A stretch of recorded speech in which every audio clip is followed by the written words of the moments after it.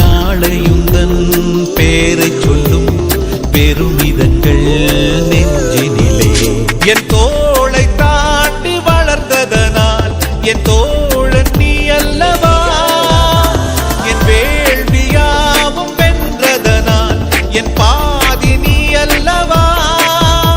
சந்தோஷத்தேரில் தாவியேறி மனமின்று மிதந்திட என் வானத்தில் ஒரு நட்சத்திரம் புதிதாக பூ பூத்து சிரிக்கின்றதே.